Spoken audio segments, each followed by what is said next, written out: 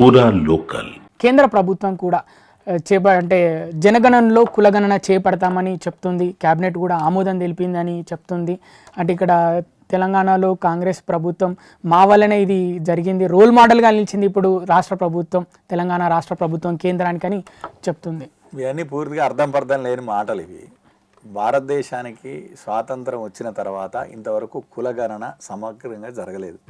1939లో అప్పుడు బ్రిటిష్ ప్రభుత్వం caste census చేయడానికి ప్రయత్నం చేసింది. ఆ తర్వాత దేశానికి స్వాతంత్రం వచ్చిన తర్వాత సమగ్రంగా కులగణన అనేది ఇంతవరకు జరగలేదు. మొన్న జరిగింది కూడా ఈ తెలంగాణలో జరిగినటువంటిది కానీ కర్ణాటకలో జరిగింది కానీ సర్వే జరిగింది. దీని మీద కూడా బీసీ సంఘాలే పెద్ద ఎత్తున ఆగ్రహాన్ని వ్యక్తం చేయడం, బీసీ సంఘాలే ఆ ప్రతులను చించివేయడం కూడా మనం చూసినాం. రేవంత్ రెడ్డికి సన్మానం చేశారు కదా బీసీ సంఘాలు. ఇప్పుడు ఆయన ఇంటి మనుషులతోని ఆయన స్పాన్సర్ మనుషులతోని చేయించుకోవడం కాదు. బీసీలు అంటే ఆయన చుట్టుపక్కల ఉన్న వాళ్ళే బీసీలు కాదు. ఇలా ప్రధానంగా దానికి ఒక శాస్త్రీయత లేదు. అసలు ఆయన రోల్ మోడల్ ఎట్లయితాడు? అసలు బీసీల కులగణన చేయడము లేకపోతే సర్వే చేయడం అంటే ముస్లింలను తీసుకొచ్చి బీసీలతో కలపడమా? అది బీసీల గొంతు కోయడం కాదా?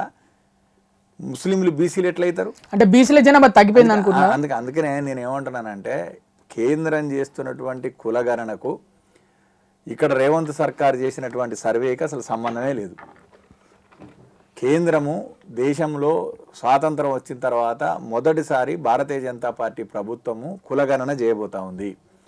ఈ దేశాన్ని అతి ఎక్కువ కాలం పాలించినటువంటి కాంగ్రెస్ పార్టీ ఎప్పుడు కూడా కులగణన చేసేటువంటి ప్రయత్నమే చేయలేదు.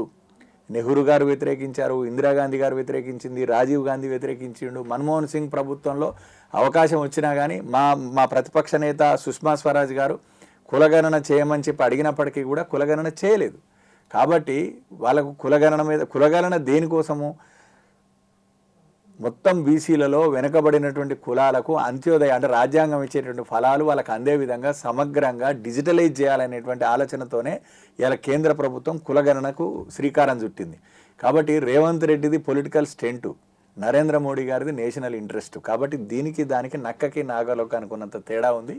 ఇలా పూర్తిగా రేవంత్ రెడ్డి గారు చెప్తున్నది ఏదైతే ఉందో బీసీలకు ద్రోహం చేసింది అది ఆ సర్వే. మైనారిటీలను తీసుకొచ్చి నువ్వు బీసీలలో కలిపి నేను బీసీ సర్వే చేసిన అని చెప్తే ఎట్లది? కాబట్టి పూర్తిగా కేంద్రం చేసేటువంటి కులగణనలో ఎట్టి పరిస్థితుల్లో మైనారిటీలను తీసుకొచ్చి బీసీలలో కలిపేటువంటి ప్రశ్నే లేదు. బీసీలకు న్యాయమైనటువంటి హక్కు అందాల, వాళ్ళకి ఆ ఫలాలు అందడం కోసమే రేపు చేయబోయేటువంటి కులగణన. ఆ మాటకు వస్తే ఈరోజు బీసీల గురించి బీసీల సంక్షేమం గురించి మాట్లాడేటువంటి రైటే ఇలా కాంగ్రెస్ ప్రభుత్వానికి లేదు. ఇలా బీసీ కమిషన్కి రాజ్యాంగపరంగా చట్టబద్ధత తీసుకొచ్చింది ఎవరు? కేంద్ర ప్రభుత్వం, నరేంద్ర మోడీ గారి ప్రభుత్వం. ఇలా ఇంకో విషయం కూడా మనం గమనించాల్సింది, స్వాతంత్రం వచ్చిన తర్వాత ఇలా కేంద్ర క్యాబినెట్లో 27 మంది బీసీలు మంత్రులుగా ఉన్నారు. నీ రేవంత్ రెడ్డి గారి దగ్గర ఎంతమంది ఉన్నారు? 2 బీసీలు ఉన్నారు మంత్రులు.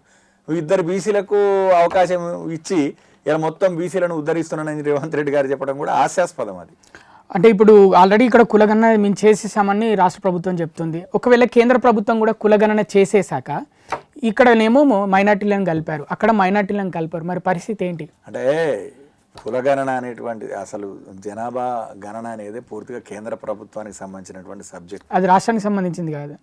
అదే అందుకనే చెప్తాను, జనాభా లెక్కల సేకరణ అనేది కేంద్ర ప్రభుత్వానికి సంబంధించినటువంటి సబ్జెక్టు. దాంట్లో ఈసారి పార్లమెంట్లో చట్టాన్ని సవరించి కులగణన కూడా చేయాలని చెప్పి నిర్ణయం చేసినటువంటి నేపథ్యంలో దీనికి ఒక మంచి ప్రాధాన్యత లభించింది. దేశవ్యాప్తంగా స్వాతంత్రం వచ్చిన తర్వాత ఇన్ని రోజుల తర్వాత మొత్తం సమాజంలో, హిందూ సమాజంలో బీసీలు ప్రధానంగా ఏ కులం వాళ్ళు ఎంతమంది ఉన్నారు, వాళ్ళు ఏ రకంగా ఆర్థికమైన పరిస్థితుల్లో జీవిస్తున్నారు, వాళ్ళకి ఏ రకంగా మనం వాళ్ళని అడ్రస్ చేయాలనేటువంటి దానికోసం సమగ్రమైనటువంటి డేటాబేస్ రాబోతూ ఉంది, డిజిటల్ డేటా రాబోతూ ఉంది. కాబట్టి అసలు మీరు ఇప్పుడు కర్ణాటకలో కానీ తెలంగాణలో కానీ జరిగినటువంటి సర్వేకు ఇలా రేపు కేంద్రం చేయబోయేటువంటి కులగణనకు సంబంధమే లేదనేటువంటి విషయాన్ని మనందరం కూడా గుర్తుపెట్టుకోవాలి. కులగణన టాపిక్ ఇప్పుడు ఎందుకు వచ్చిందంటే పహల్గామ్లో దాడి జరిగింది, 26 మంది చనిపోయారు.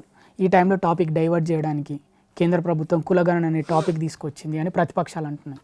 ఇప్పుడు వాళ్ళకు అర్థం లేని మాటలు మాట్లాడే వాళ్ళకు మనం ఏం చెప్పలేము. ఈ దేశంలో సెన్సస్ అనేది 2026లో జరగబోతుంది అనేటువంటి విషయం ప్రతి ఒక్కరికి తెలుసు. మరి తెలంగాణ రాష్ట్ర ప్రభుత్వం చేయకముందే చేయొచ్చు కదా, ఇప్పుడు ఎందుకు వచ్చింది? తెలంగాణ ప్రభుత్వం చేసింది కులగణన కాదు, కాదు. కులగణన కాదు. వాళ్ళు చేసింది సర్వే. వాళ్ళు చేసినటువంటి సర్వే తప్పుల తడక. వాళ్ళు చేసినటువంటి సర్వేని బీసీ సంఘాలే వాటికి ప్రాధాన్యం ఇవ్వాల్సిన అవసరం లేదని అన్నాయి, సాక్షాత్ చింపేసినాయి. మరి పహల్గామ్ దాడి తర్వాతనే ఆ వారం రోజులకు ఈ ప్రకటన రావడం వెనుక అంతర్యం ఏంటి? ఒకటి మిత్రమా, అసలు పహల్గామ్ దాడికి కులగణనకు ఏమైనా సంబంధం? బొడుగుండికి మోకాలికి ముడిపెట్టడం తప్ప ఇవాళ దేశ సమగ్రత మీద జరిగినటువంటి ఒక దాడి. ఆ తర్వాత అంటే ప్రభుత్వము ప్రజల కోసం ఆలోచన చేయడం కానీ, కార్యక్రమాలు తీసుకోవడం కానీ, రూపకల్పన చేయడం కానీ చేయకూడదా? కాబట్టి మీరు పహల్గామ్ దాడి ఒక దురదృష్టకరము, దేశం మీద జరిగినటువంటి దాడి. ఈ కుహనా సెక్యులరిస్టులు మాట్లాడేటువంటి విషయాలకు మనం దానికి సమాధానం చెప్పాల్సినటువంటి అవసరం లేదు. వాళ్ళ మానసిక స్థితి అదని మనం భావించాల్సినటువంటి అవసరం ఉంది. ఇలా పూర్తి స్థాయిలో దేశం మొత్తం కూడా సెన్సెస్ జరగబోతున్నటువంటి నేపథ్యంలో ఒక సమగ్రమైన డాక్యుమెంట్ని తయారు చేయాలి. సబ్కా సాత్ సబ్కా వికాస్ అనేటువంటి నినాదంతో నరేంద్ర మోడీ గారి ప్రభుత్వం ముందుకు పోతున్నటువంటి నేపథ్యంలో అంత్యోదయ అనేటువంటి నినాదం, భారతీయ జనతా పార్టీ పూర్వ జనసంఘ అధ్యక్షుడు దీన్ దయాళ్ ఉపాధ్యాయ వారి కల్పన ఏదైతే ఉందో, ఈ సమాజంలో అట్టడుగు వర్గాలకు రాజ్యాంగ ఫలాలు అందినప్పుడే అది నిజమైనటువంటి ప్రజాస్వామ్యం అని చెప్పి నమ్మిన పార్టీ భారతీయ జనతా పార్టీ. మీరు ఆ విషయానికి వస్తే ఈ దేశంలో కులగణన చేసేటువంటి అవకాశము అనేక సార్లు వచ్చినా కాంగ్రెస్ పార్టీ చేయలేదు. భారతీయ జనతా పార్టీ నరేంద్ర మోడీ గారి హయాంలో కులగణన చేసేటువంటి అవకాశం ఇప్పుడు సెన్సెస్ మాకు ఇప్పుడు వచ్చింది. కాబట్టి దాంట్లో అదనంగా కులగణన కూడా చేయడం ద్వారా రేపు రాబోయే రోజులలో అణగారిన వర్గాలను ఆదుకునేటువంటి దానికి ప్రభుత్వం ఏ రకంగా ముందుకెళ్లాలని ఒక రోడ్ మ్యాప్ కోసం మేము చేస్తూ ఉంటే దానికి బోడిగుండుకి మోకాలికి ముడిపెట్టినట్టుగా వ్యాఖ్యలు చేస్తే ఆ వ్యాఖ్యలను మనం చౌకబారు వ్యాఖ్యలుగా పరిగణించడం తప్ప ఇంకోటి ఏం చేయలేము.